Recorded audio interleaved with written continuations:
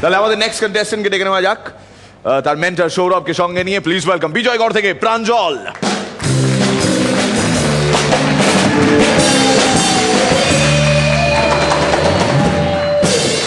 বাবা কিরে, কি খবর?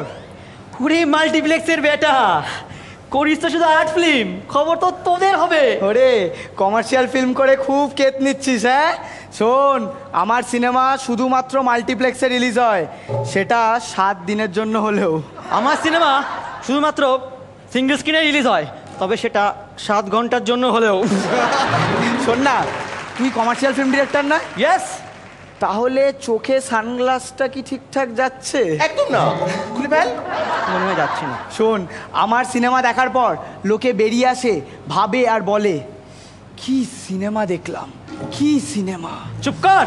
আর আমার সিনেমা দেখার পরে লোকজন হল থেকে বেরিয়ে আসে, এসে ভাবে এবং বলে কি সিনেমা দেখলাম, কি সিনেমা দেখলাম।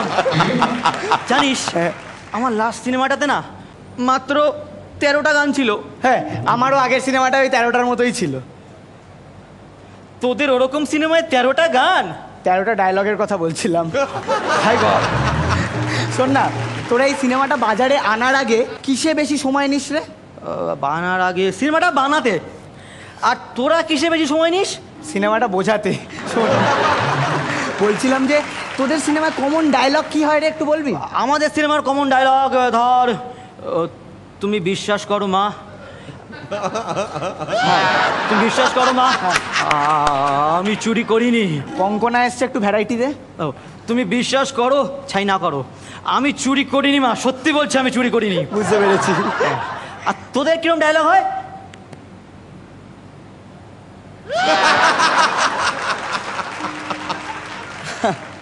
আমি ডায়লগ চাইলাম তো, যেটা কমন সেটাই তো দিলাম। শোন না, বল। তোরা যখন সিনেমা বানাস, এই যে নাম রাখিস যখন, তখন মাথায় প্রথমে কি আনিস? দেখ যখন নাম রাখি হ্যাঁ। আমরা সব ধরনের লোকের কথা মাথায় রেখে নামটা রাখি। ওকে। যেমন ধর বাড়ির প্রধান আয়কর্তা কে? বাবা। আচ্ছা, বাড়ির সব কাজ করে কে? চাকর। ব্যাস, মাঝখানে বসিয়ে দিলাম, কেন হয়ে গেল বাবা, কেন চাকর। আর তোরা কিরকম নাম রাখিস? আমরা নাম এই ভেবে রাখি যে নামেই সিনেমা হিট। যেরকম হাউসফুল। ওই জন্য কিছুদিন আগে কিছু দর্শক হ্যাঁ। বিজ্ঞাপন, সিনেমার বিজ্ঞাপনের হোর্ডিং দেখে হ্যাঁ। সিনেমা হাউসফুল ভেবে বাড়ি চলে গেছিল।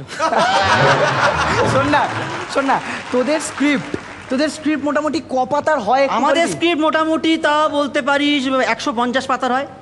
বাবা, তোদেরটা কত পাতার হয়? প্রায় 130 পাতা। তোদের ওইরকম সিনেমা স্ক্রিপ্ট 130 পাতার হয়? কিরকম করে? 50 পাতা সাইলেন্স, 50 পাতা এক্সপ্রেশন, আর বাকি 30 পাতা লেখা, তাও আবার এক লাইন ছেড়ে ছেড়ে। আচ্ছা, তোরা কখনো কমার্শিয়াল ফিল্ম বানাবার কথা ভাবিস না? আমরা কমার্শিয়াল ফিল্ম বানাবো? Yes yes. ভালো লাগবে। মিঠুন চক্রবর্তী, নাম ধর রহমত আলী, হাতে ব্যাটন নিয়ে, কোনো ডায়লগ নেই, চুপচাপ দাঁড়িয়ে আছে, শুধু এক্সপ্রেশন দিচ্ছে। একদম ভালো লাগে। খুব বাজে হবে। ভীষণ। আর তোরা বল, কখনো আর্ট ফিল্ম বানাবি না? দেখ একটা কথা বলি, তোর হিরো এসছে, লম্বা দাড়ি, মাথায় উস্কো খুস্কো চুল, হ্যাঁ, পাজামা পাঞ্জাবি পরে, হ্যাঁ, কাঁধে ঝোলা ব্যাগ, হ্যাঁ, মাকে প্রণাম করে বলছে বিশ্বাস করো মা, আমি চুরি করিনি। তোর ভালো লাগবে? খুব বাজে হবে। শোন না, এই আমাদের সিনেমা না এই কলকাতা, মুম্বাই, এইসব বড় বড় সিটিতে চলে, বুঝলি? আমাদের সিনেমা তো শুধু বড় বড় সিটিতে চলে। আর তোদের অ্যাকশন কিরকম? আচ্ছা, আমাদের অ্যাকশন নিয়ে আমি নিজেই খুব ধন দিয়েছি, জানিস তো? আমিও। মানে কিরকম আমি তোকে বোঝাচ্ছি, তোর ফাঁকা মাঠ, হ্যাঁ, চারিদিকে একটা লোকজন দেখা যাচ্ছে না, হিরো আর ভিলেন, হ্যাঁ, হিরো ভিলেনকে দাম করে ঘুষি মারলো, হিরো গিয়ে পড়লো রাশি রাশি সাইকেলের উপরে। সাইকেল কোত্থেকে আসলে বুঝলাম না, উঠলো আবার মারলো, কতগুলো মাটির হাড়ির উপর গিয়ে পড়লো। আবার ফলের দোকানও থাকে না? এক্স্যাক্টলি। আমি বুঝতে পারবো না কোত্থেকে আসে এগুলো। সত্যি। তবে একটা জিনিস, আমরা ঝগড়া করছি কেন? কেন? আমরা তো একই মায়ের সন্তান। ইয়েস। একই বৃন্তে দুটি কুসুম। ইয়েস। তাহলে সেই গানটা কর। গান করে কেস খাওয়াচ্ছে, মেকআপ দিচ্ছি। আর্ট ফিল্ম, গান খোলাটা পছন্দ করি। বুঝে গেছি। চিরদিনই তুমি যে আমার, যুগে যুগে আমি তোমারই, আমি আছি সেই যে তোমার, তুমি আছো সেই আমারই।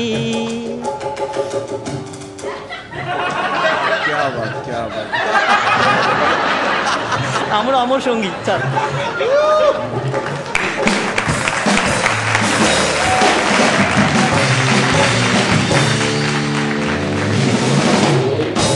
এই লাস্ট পার্টটা আমার ব্রিলিয়েন্ট লেগেছে, কারণ এতটাই ফেমাস এই গানটা যে ওই চিরদিনই তুমি যে আমার, যুগে যুগে আমি তোমারই, আমি আছি সেই যে তোমার, তুমি আছো সেই আমারই। এরপর এমন কোনো বঙ্গ সন্তান নেই যে সঙ্গী ওই পরের লাইনগুলো গাইবে না। ওই দুটো লাইন সাইলেন্ট অ্যাকচুয়ালি হয়নি, গোটা বঙ্গদেশ তোমাদের সঙ্গে গিয়েছে। That is brilliant.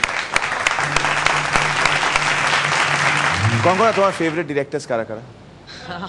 আবার ঘুরে ফিরে না, কোয়েশ্চেন বাদ। কেমন লাগলো ওদের পারফরমেন্স? হ্যাঁ, খুব ভালো লাগলো। আই থিঙ্ক দুজনে মিলে করলে তো আমরা অনেক সময় দেখছি একজন একজন করে করছে, তো you could bounce off each other, মানে you know, and I think that has really help. সেই ব্যাপারটা খুব ভালো লাগে। অ্যান্ড অলসো খুব topically, commercial cinema, art cinema দুটোকে নিয়েই মজা করা, এমন না যে কমার্শিয়াল সিনেমা খারাপ, আর্ট সিনেমা ভালো। এই ব্যাপারটা আমার খুব ভালো লাগলো, যে to take the whole thing humorously. তোমার কি এরকম কোনো সুকুমার্গ আছে যে তুমি কমার্শিয়ালে কাজ করবে নাকি? না, আমার এরকম কিছু নেই। মানে অ্যাকচুয়ালি মুম্বাইয়ে বোধহয় এই জিনিসটা বোধহয় আর কোনো ডিভাইড নেই।